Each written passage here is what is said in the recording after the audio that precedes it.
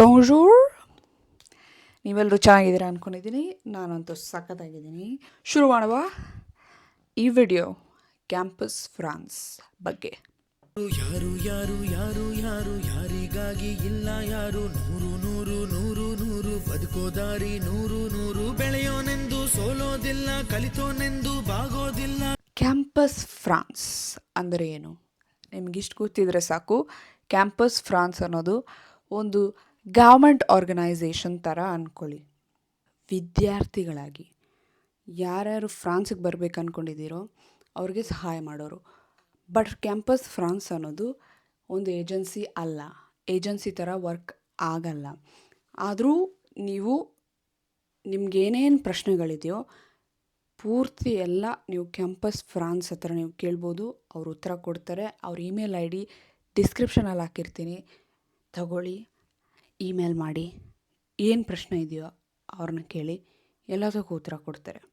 ಕಳೆದ ವಿಡಿಯೋಲ್ಲಿ ನಿಮಗೆ application process ಬಗ್ಗೆ ಹೇಳಿದೆ. ರಿಸರ್ಚಿಂಗ್ ದ ಯೂನಿವರ್ಸಿಟಿ ಅಪ್ಲೈ ಮಾಡೋಕ್ಕೆ ಏನೇನು ಡಾಕ್ಯುಮೆಂಟ್ಸ್ ಬೇಕು ಅಂತ ನಾನೊಂದು ಜನರಲ್ ಐಡಿಯಾ ಕೊಟ್ಟಿದ್ದೆ.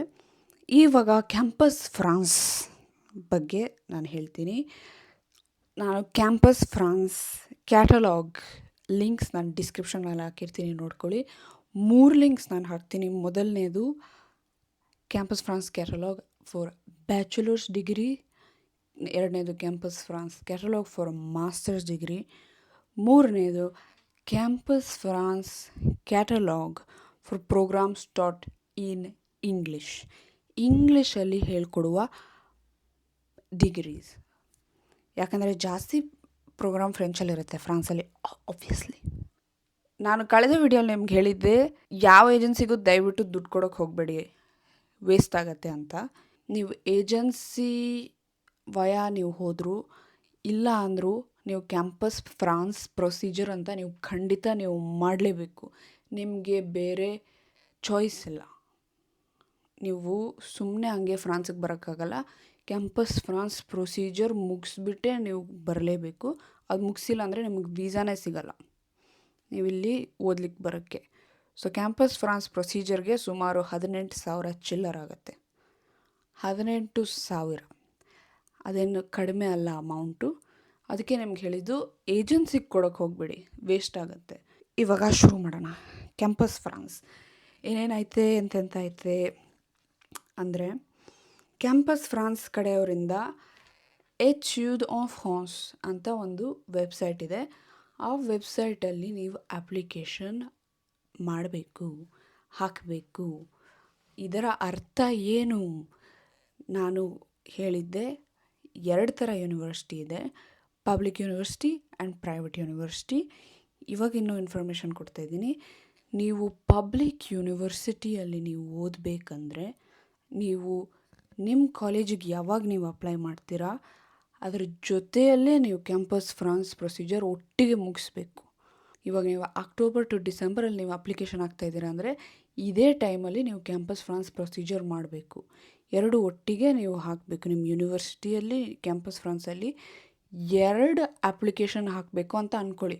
ಬಟ್ ಟೆಕ್ನಿಕಲಿ ನೀವು ಹಾಕ್ತಾ ಇರೋದು ಒಂದೇ ಅಪ್ಲಿಕೇಶನು, ಬಟ್ 2 ಕಡೆ ಅದೇ ಯೂನಿವರ್ಸಿಟಿಗೆ ಅದೇ ಕೋರ್ಸ್ಗೆ ನೀವು ಅಪ್ಲೈ ಮಾಡಬೇಕಾಗತ್ತೆ. 2 ಕಡೆ ಯಾವುದು ಅಂದರೆ ನಿಮ್ಮ ಕಾಲೇಜ್ದು ಡೈರೆಕ್ಟ್ ಅಪ್ಲಿಕೇಶನ್ ಅಂತ ಹೇಳ್ತೀನಿ. ಡೈರೆಕ್ಟ್ ಅಪ್ಲಿಕೇಶನ್ ಒಂದು ಕಳಿಸ್ಬೇಕು. 2ನೇ ಅಪ್ಲಿಕೇಶನ್ ಕ್ಯಾಂಪಸ್ ಫ್ರಾನ್ಸ್ ಎಚುಡ್ ಆನ್ ಫ್ರಾನ್ಸ್ ವೆಬ್ಸೈಟಲ್ಲಿ ನೀವು ಅಪ್ಲೈ ಮಾಡಬೇಕು. ನನಗೆ ಈ ವೆಬ್ಸೈಟ್ ಹುಡುಕ್ತೀನಿ, ನಂಗೆ ಸಿಕ್ಕಿದರೆ ನಾನು ಡಿಸ್ಕ್ರಿಪ್ಷನಲ್ಲಿ ಹಾಕ್ತೀನಿ, ಆಯಿತಾ? ಸಿಕ್ಕಿಲ್ಲ ಅಂದರೆ ನೀವು ಕ್ಯಾಂಪಸ್ ಫ್ರಾನ್ಸ್ ಅವ್ರಿಗೆ ಇಮೇಲ್ ಮಾಡ್ಬೋದು. ಅವರು ವೆಬ್ಸೈಟ್ ಲಿಂಕ್ ಖಂಡಿತ ಕಳಿಸ್ಕೊಡ್ತಾರೆ ನಿಮಗೆ, ಆಯಿತಾ? ಇನ್ನೊಂದು ಇಂಪಾರ್ಟೆಂಟ್ ಇನ್ಫಾರ್ಮೇಷನ್, ನಮ್ಮ ಕನ್ನಡದವ್ರಿಗೆ ಇಡೀ ಕರ್ನಾಟಕದಲ್ಲಿ ಒಂದೇ ಒಂದು ಕ್ಯಾಂಪಸ್ ಫ್ರಾನ್ಸ್ ಐತೆ, ಅದು ಬೆಂಗಳೂರಲ್ಲೈತೆ. ಸೊ ನೀವೆಲ್ಲಾದರೂ ಉತ್ತರ ಕರ್ನಾಟಕದಲ್ಲಿದ್ದರೆ, ನೀವು ಮಂಗಳೂರು ಕಡೆಯಲ್ಲಿದ್ದರೆ ನಿಮಗೆ ಕಷ್ಟ ಆಗ್ತದೆ. ಯಾಕಂದರೆ ನಿಮಗೆ ಇಂಟರ್ವ್ಯೂಗೆ ಬೆಂಗಳೂರಿಗೆ ಬರಬೇಕಾಗತ್ತೆ. ಮುಂದೆ ಫಸ್ಟ್ ಡಾಕ್ಯುಮೆಂಟ್ಸ್ ಏನೇನು ಬೇಕಾಗಿದೆ ನೋಡ್ಕೊಳ್ಳೋಣ. ಎಚುಡ್ ಆನ್ ಫ್ರಾನ್ಸ್ ವೆಬ್ಸೈಟಲ್ಲಿ ಏನೇನು ಬೇರೆ ಬೇರೆ ಭಾಗಗಳಿರುತ್ತೆ. ಈ ಭಾಗಗಳಲ್ಲಿ ನೀವು ನಿಮ್ಮ ಅಪ್ಲಿಕೇಶನ್ಗೆ ಬೇಕಾಗಿರೋ ಡಾಕ್ಯುಮೆಂಟ್ಸ್ ಅಪ್ಲೋಡ್ ಮಾಡಬೇಕಾಗತ್ತೆ.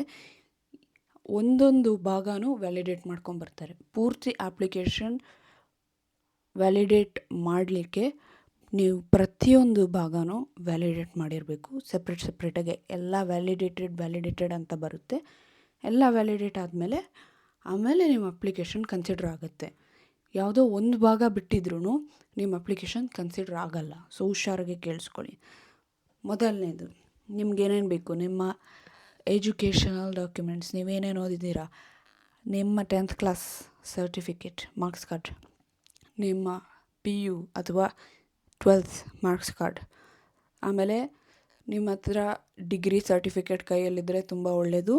ನಿಮ್ಮ ಹತ್ರ ಡಿಗ್ರಿ ಇಲ್ಲಾಂದರೆ ನೀವು ಪ್ರೊವಿಷನಲ್ ಡಿಗ್ರಿ ಸರ್ಟಿಫಿಕೇಟ್ ಮತ್ತು ಟ್ರಾನ್ಸ್ಕ್ರಿಪ್ಟ್ಸ್ ನೀವು ತಗೊಳ್ಳೇಬೇಕು ನಿಮ್ಮ ಯೂನಿವರ್ಸಿಟಿಯಿಂದ.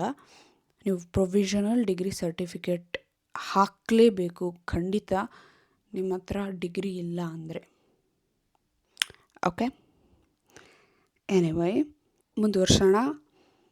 Bona fide certificate. ಇದು ನಾನು ಏನಕ್ಕೆ ಹೇಳ್ತಾ ಇದ್ದೀನಿ ಅಂದರೆ,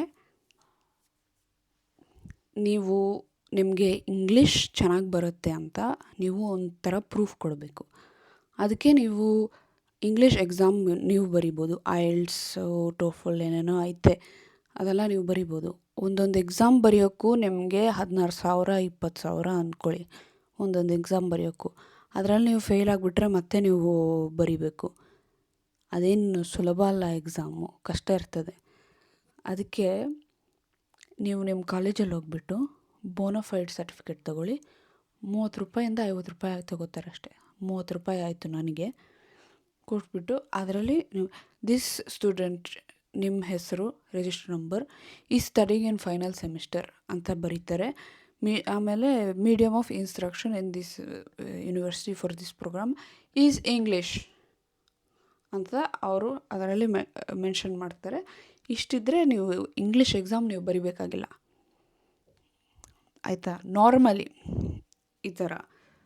ಬಟ್ ನೀವು ಬಿಸ್ನೆಸ್ ಸ್ಕೂಲ್ಸ್ಗೆ ಅಪ್ಲೈ ಮಾಡಿದ್ರೆ ಅವರು ರಿಕ್ವೈರ್ಮೆಂಟ್ಸಲ್ಲಿ ಲಿಸ್ಟ್ ಹಾಕಿರ್ತಾರೆ. ಅವರು IELTS ಡೆಫಿನೆಟ್ಲಿ ರಿಕ್ವೈರ್ಡ್ ಅಂತ. ಅವರು ರಿಕ್ವೈರ್ಡ್ ಅಂತ ಹಾಕಿದರೆ ನೀವು ಬರೀಲೇಬೇಕು, ನಿಮಗೆ ಬೇರೆ ಚಾಯ್ಸೇ ಇಲ್ಲ. ಬಟ್ ನಾರ್ಮಲಿ ಪಬ್ಲಿಕ್ ಯೂನಿವರ್ಸಿಟೀಸ್ಗೆ ಬೇಕಾಗಲ್ಲ. ನೀವು 12th ಕ್ಲಾಸ್ ಮಾರ್ಕ್ಸ್ ಕಾರ್ಡಲ್ಲಿ ನೀವು ಇಂಗ್ಲೀಷ್ ಸಬ್ಜೆಕ್ಟ್ ತೊಗೊಂಡಿದ್ದೀರಾ ಆ್ಯಂಡ್ ಡಿಗ್ರಿಯಲ್ಲಿ ಈ ಥರ ಬೋನಫೈಡ್ ಸರ್ಟಿಫಿಕೇಟ್ ಒಂದು 30 ರೂಪಾಯಿ ಕೊಟ್ಟು ಇಸ್ಕೊಳ್ಳಿ. ಇಷ್ಟು ಸಾಕು ನಿಮ್ಮ ಪ್ರೂಫ್ ಆಫ್ ಇಂಗ್ಲೀಷ್ಗೆ, ಆಯಿತಾ? ಆಮೇಲೆ ಲೆಟರ್ ಆಫ್ ರೆಕಮೆಂಡೇಷನ್. ಆಲ್ರೆಡಿ ನಾನು ಹೇಳಿದ್ದೆ ವಿಡಿಯೋದಲ್ಲಿ. ಲೆಟರ್ ಆಫ್ ರೆಕಮೆಂಡೇಷನ್ 2ರಿಂದ 3 ತಗೊಳ್ಳಿ. ಮತ್ತು ಸ್ಟೇಟ್ಮೆಂಟ್ ಆಫ್ ಪರ್ಪಸ್.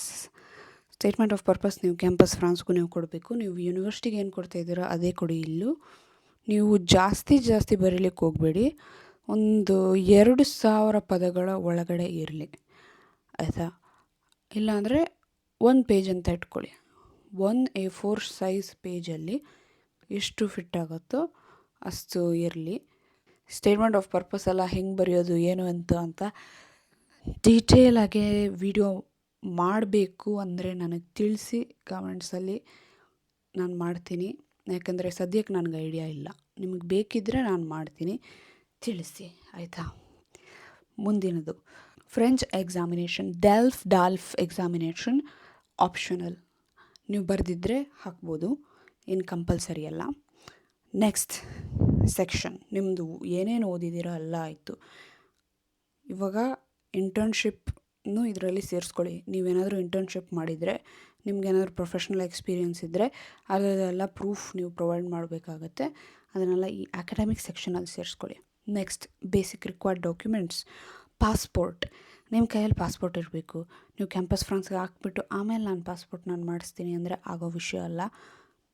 ಬೇಡ, ಈ ರೀತಿ ಮಾಡಬೇಡಿ. ಪಾಸ್ಪೋರ್ಟ್ ಕೈಯಲ್ಲಿ ಇರಲಿ, ಆಮೇಲೆ ನೀವು ಹಾಕಿ ಕ್ಯಾಂಪಸ್ ಫ್ರಾನ್ಸ್ಗೆ. ಕ್ಯಾಂಪಸ್ ಫ್ರಾನ್ಸ್ಗೂ ಡೆಡ್ಲೈನ್ ಇರುತ್ತೆ, ಅದು ನೀವು ಅವ್ರನ್ನ ಕೇಳಿ. ಓಕೆ, ಆಮೇಲೆ ಒಂದು ಫೋಟೋ ಬೇಕಾಗುತ್ತೆ. ಫೋಟೋ ಬಂದುಬಿಟ್ಟು PNG ಅಥವಾ JPEG ಫಾರ್ಮ್ಯಾಟಲ್ಲೇ ಇರಬೇಕು, ಬೇರೆ ಯಾವ ಫಾರ್ಮ್ಯಾಟು ಆಗಲ್ಲ. ಆಮೇಲೆ ನಿಮ್ಮ CV, ಕರಿಕ್ಯುಲಮ್ ವಿಟಾ ಅಂದರೆ ರೆಸ್ಯೂಮ್ ನೀವು ಹಾಕಲೇಬೇಕು. ಆಮೇಲೆ ನೀವು ಫ್ರಾನ್ಸ್ಗೆ ಏನಕ್ಕಾದರೂ ಮುಂಚೆ ಹೋಗಿದ್ದರೆ ಅದರ ಡೀಟೇಲ್ಸ್ ನೀವು ಕೊಡಬೇಕಾಗತ್ತೆ. ನೀವು ಟೂರಿಸಮ್ಗೆ ಹೋಗಿದ್ರಾ, ಇಲ್ಲ ಕೆಲ್ಸಕ್ಕೆ ಹೋಗಿದ್ರಾ, ಬೇರೆ ಏನಾದರೂ ವಿಷಯಕ್ಕೆ ಹೋಗಿದ್ರಾ, ಏನಕ್ಕೆ ಹೋಗಿದ್ರಿ, ಎಷ್ಟೊತ್ತಿದ್ರಿ, ಏನು ಮಾಡಿದ್ರಿ, ಎಲ್ಲ ಡೀಟೇಲ್ಸ್ ನೀವು ಕೊಡಬೇಕಾಗತ್ತೆ. Previous day in France. ನಾನು ಹೋಗಿರಲಿಲ್ಲ, ಸೊ ಅದು ನನಗೆ ಬೇಕಾಗಿರಲಿಲ್ಲ. ಆ್ಯಂಡ್ ನೆಕ್ಸ್ಟ್ ಇದೆಲ್ಲ ಮುಗಿಸಿದ ಮೇಲೆ ನೀವು ನಿಮ್ಮ ಪ್ರೋಗ್ರಾಮ್ ಚೂಸ್ ಮಾಡಬೇಕು. ಇದೇ ಇರೋದ್ರಲ್ಲಿ ಮಜಾ. ಫುಲ್ಲು ಏನೇನೋ ಇರುತ್ತೆ ಸುದ್ದ, ಅದರಲ್ಲಿ ನೀವು ಸೆಲೆಕ್ಟ್ ಮಾಡ್ಕೊಂಡು ಹೋಗಬೇಕು, ಆಯಿತಾ? ಇದೆಲ್ಲ ಆಗಿ ನೀವು ನಿಮ್ಮ ಪ್ರೋಗ್ರಾಮ್ ಶಾರ್ಟ್ ಲಿಸ್ಟ್ ಮಾಡಿ ಸೆಲೆಕ್ಟ್ ಮಾಡಿ ನೀವು ಅಪ್ಲೈ ಮಾಡಿದ ಮೇಲೆ ಒನ್ ಬೈ ಒನ್ ಎಲ್ಲ ಸೆಕ್ಷನ್ ವ್ಯಾಲಿಡೇಟ್ ಮಾಡ್ಕೊಂಬರ್ತಾರೆ. ಎಲ್ಲ ಸೆಕ್ಷನ್ ವ್ಯಾಲಿಡೇಟ್ ಆದಮೇಲೆ ನಿಮಗೆ ನಿಮ್ಮ ಯೂನಿವರ್ಸಿಟಿಯಿಂದ ರಿಪ್ಲೈ ಬರುತ್ತೆ ಅಂತ ಇಟ್ಕೊಳ್ಳಿ. ನಾನಿವಾಗ ಪಬ್ಲಿಕ್ ಯೂನಿವರ್ಸಿಟಿ ಬಗ್ಗೆ ನಾನು ಮಾತಾಡ್ತಾ ಇರೋದು. ಪಬ್ಲಿಕ್ ಯೂನಿವರ್ಸಿಟಿ ನಾನು ಹೇಳ್ದಂಗೆ 2 ಅಪ್ಲಿಕೇಶನ್ ಅಟ್ ಅ ಟೈಮ್ ಹಾಕಬೇಕು ನಿಮ್ಮ ಯೂನಿವರ್ಸಿಟಿಯಲ್ಲಿ, ಕ್ಯಾಂಪಸ್ ಫ್ರಾನ್ಸಲ್ಲಿ. ಓಕೆ, ಮೊದಲನೇದಾಗಿ ನಿಮಗೆ ಉತ್ತರ ಬಂದಾಗ ನಿಮ್ಮ ಯೂನಿವರ್ಸಿಟಿ ಕಡೆಯಿಂದ ಬರುತ್ತೆ. ನಿಮ್ಮ ಯೂನಿವರ್ಸಿಟಿಯಿಂದ ಬಂದಮೇಲೆ ಆಮೇಲೆ ಒಂದು ವಾರದಲ್ಲೋ ಏನೋ ಕ್ಯಾಂಪಸ್ ಫ್ರಾನ್ಸಿಂದ ಬರುತ್ತೆ. ನೀವು ಯೂನಿವರ್ಸಿಟಿಯಲ್ಲಿ ಅಕ್ಸೆಪ್ಟ್ ಆಗಿದ್ದರೆ ನೀವು ಕ್ಯಾಂಪಸ್ ಫ್ರಾನ್ಸ್ ವೆಬ್ಸೈಟಲ್ಲೂ ಅಕ್ಸೆಪ್ಟೆಡ್ ಅಂತಲೇ ಬರುತ್ತೆ, ರಿಜೆಕ್ಟೆಡ್ ಅಂತ ತೋರಿಸಲ್ಲ, ಸಾಧ್ಯನೇ ಇಲ್ಲ. ಏನು ಚಿಂತೆ ಮಾಡ್ಲಿಕ್ಕೆ ಹೋಗ್ಬಿಡಿ. ನೀವು ಪ್ರೈವೇಟ್ ಯೂನಿವರ್ಸಿಟಿ ಅಥವಾ ಬಿಸ್ನೆಸ್ ಸ್ಕೂಲ್ಗೆ ಹಾಕ್ತಾಯಿದ್ದೀರಾ ಅಂದರೆ ಮೊದಲು ನಿಮ್ಮ ಯೂನಿವರ್ಸಿಟಿ ಫಾರ್ಮ್ಯಾಲಿಟೀಸ್ ಏನೇನಿದೆಯೋ ಅದೆಲ್ಲ ಮುಗಿಸಿದಾದ ಮೇಲೆ ಕ್ಯಾಂಪಸ್ ಫ್ರಾನ್ಸ್ ಪ್ರೊಸೀಜರ್ ಶುರು ಮಾಡಬೇಕು. ನೆಕ್ಸ್ಟ್ ನಿಮ್ಮದು ಇದೆಲ್ಲ ಮುಗ್ದಿದ ಮೇಲೆ, ನಿಮ್ಮದು ಅಕ್ಸೆಪ್ಟೆನ್ಸ್ ಬಂದಮೇಲೆ ಕ್ಯಾಂಪಸ್ ಫ್ರಾನ್ಸ್ ಇಂಟರ್ವ್ಯೂ ಇರುತ್ತೆ. ಕ್ಯಾಂಪಸ್ ಫ್ರಾನ್ಸ್ ಇಂಟರ್ವ್ಯೂ ಅಷ್ಟೇನು ಕಷ್ಟ ಇರಲ್ಲ, ತಲೆ ಕೆಡಿಸ್ಕೊಳಕ್ಕೆ ಹೋಗ್ಬೇಡಿ. ಬೇಸಿಕಲಿ ನೀವು ಏನಕ್ಕೆ ಫ್ರಾನ್ಸ್ಗೆ ಹೋಗ್ತಾಯಿದ್ದೀರಾ ಅಂತ ನಿಮಗೆ ಕ್ಲೀನಾಗಿ ಗೊತ್ತಾ ಅಂತ ಅವ್ರಿಗೆ ಗೊತ್ತಾಗಬೇಕಷ್ಟೆ. ಯಾಕಂದರೆ ಎಷ್ಟೊಂದು ಜನ ಸುಮ್ಮನೆ ಫ್ರಾನ್ಸ್ಗೆ ಟೈಮ್ ಪಾಸ್ ಮಾಡೋಕ್ಕೆ ಬರ್ತಾರೆ, ಅಂಥ ಜನ ಇವ್ರಿಗೆ ಇಷ್ಟ ಆಗಲ್ಲ. ನಿಮಗೆ ಜೆನ್ಯೂನ್ ಮೋಟಿವೇಶನ್ ಇದೆಯಾ, ನೀವು ನಿಜವಾಗ್ಲೂ ಫ್ರಾನ್ಸಿಗೆ ಬಂದು ಓದಬೇಕು ಅಂದ್ಕೊಂಡಿದ್ದೀರಾ, ನೀವು ಯಾವ ಪ್ರೋಗ್ರಾಮ್ಗೆ ಅಪ್ಲೈ ಮಾಡಿದ್ದೀರಾ ನಿಮಗೆ ಗೊತ್ತಾ, ನೀವು ಫ್ರಾನ್ಸಿಗೆ ಏನಕ್ಕೆ ಹೋಗ್ಬೇಕು ಅಂದ್ಕೊಂಡಿದ್ದೀರಾ ಗೊತ್ತಾ, ನಿಮ್ಮ ಯೂನಿವರ್ಸಿಟಿ ಬಗ್ಗೆ ನಿಮಗೆ ಗೊತ್ತಾ, ಫ್ರೆಂಚ್ ಕಲ್ಚರ್ ಬಗ್ಗೆ ನಿಮಗೊಂಚೂರು ಗೊತ್ತಾ, ಫ್ರೆಂಚ್ ಲ್ಯಾಂಗ್ವೇಜ್ ಕಲ್ತಿದ್ದೀರಾ, ಅದು ಇಂಪಾರ್ಟೆಂಟ್ ಅಲ್ಲ, ನೀವು ಆಮೇಲೆ ಕಲ್ತ್ಕೋಬೋದು. ಆದರೆ ಒಂದು ತಿಳ್ಕೊಳ್ಳೋಕ್ಕಷ್ಟೇ. ಕ್ಯಾಂಪಸ್ ಫ್ರಾನ್ಸ್ ಇಂಟರ್ವ್ಯೂ ಬಂದುಬಿಟ್ಟು ಒಂದು ಮಾತುಕತೆ ಥರ ಇರುತ್ತೆ, ಒಂದು ಕಾನ್ವರ್ಸೇಷನ್ ಥರ, ಇಂಟರ್ವ್ಯೂ ಥರ ಅನಿಸಲ್ಲ ನಿಮಗೆ. ಅದು ಮ್ಯಾಕ್ಸಿಮಮ್ ಒಂದು 10 ನಿಮಿಷ 15 ನಿಮಿಷ ಇರ್ಬೋದು, ಅದಕ್ಕಿಂತ ಜಾಸ್ತಿ ಹೋಗ್ಲಿಕ್ಕೆ ಸಾಧ್ಯ ಇಲ್ಲ. ಇನ್ನೊಂದು ವಿಷಯ ಏನಂದರೆ, ಕೆಲವೊಬ್ಬರಿಗೆ ಆನ್ಲೈನ್ ಇಂಟರ್ವ್ಯೂ ಇರುತ್ತೆ, ಕೆಲವೊಬ್ಬರಿಗೆ ಆಫ್ಲೈನ್ ಇಂಟರ್ವ್ಯೂ ಇರುತ್ತೆ. ಇದು ಹೇಗೆ ಯಾರು ಚೂಸ್ ಮಾಡ್ತಾರೆ ನನಗಂತೂ ಗೊತ್ತಿಲ್ಲ, ಬಟ್ ನಾನೇನು ಹೇಳಬೇಕು ಗೊತ್ತಾಗ್ತಾಯಿಲ್ಲ. ಯಾಕಂದರೆ ನಾನಿರೋದು ಬೆಂಗಳೂರಲ್ಲಿ, ಆ್ಯಂಡ್ ನಾನು ಪ್ರಶ್ನೆಗಳು ಕೇಳೋಕ್ಕೆ ಸುಮಾರು ಸತಿ ನಾನು ಡೈರೆಕ್ಟಾಗಿ ಕ್ಯಾಂಪಸ್ ಫ್ರಾನ್ಸ್ ಆಫೀಸ್ಗೆ ಹೋಗಿದ್ದೀನಿ. ಯಾಕಂದರೆ ನನಗೆ ಇಮೇಲ್ ಕಳಿಸಿ 1 ವಾರ ವೆಯ್ಟ್ ಮಾಡಿ, ಆಮೇಲೆ ಉತ್ತರ ನೋಡಿ, ಮತ್ತೆ ಇನ್ನೊಂದು ಇಮೇಲ್ ಕಳಿಸಿ, ಇನ್ನೊಂದು ವಾರ ವೆಯ್ಟ್ ಮಾಡಿ, ನನಗೆ ಪೇಷನ್ಸ್ ಇಲ್ಲ. ಆವಾಗವಾಗ ನನಗೆ ಏನು ಅನಿಸುತ್ತೋ ನಾನು ಹೋಗಿಬಿಡ್ತೀನಿ, ಕ್ಯಾಂಪಸ್ ಫ್ರಾನ್ಸ್ ಆಫೀಸಲ್ಲಿ ಕೂತಿರ್ತೀನಿ, ಏನೇನು ಪ್ರಶ್ನೆ ಇದೆಯೋ ಎಲ್ಲ ಅಲ್ಲೇ ಡೈರೆಕ್ಟಾಗಿ ಕೇಳ್ಬಿಟ್ಟು ನಾನು ಬರ್ತಾಯಿರ್ತೀನಿ. ಇದು ನಾನು ಮಾಡ್ತಾಯಿದ್ದೆ. ನಾನಿರೋದು ಬೆಂಗಳೂರಲ್ಲಿ. ನನಗೆ ಕ್ಯಾಂಪಸ್ ಫ್ರಾನ್ಸ್ ಇಂಟರ್ವ್ಯೂ ಆನ್ಲೈನ್ ಇತ್ತು. ಆಮೇಲೆ ನಾನು ಫ್ರಾನ್ಸಿಗೆ ಬಂದ ಮೇಲೆ ಒಂದು ಹುಡುಗ ಪರಿಚಯ ಆದ, ಅವನು ಮಂಗಳೂರಲ್ಲಿ ಇದ್ದಾನೆ ಅವನು.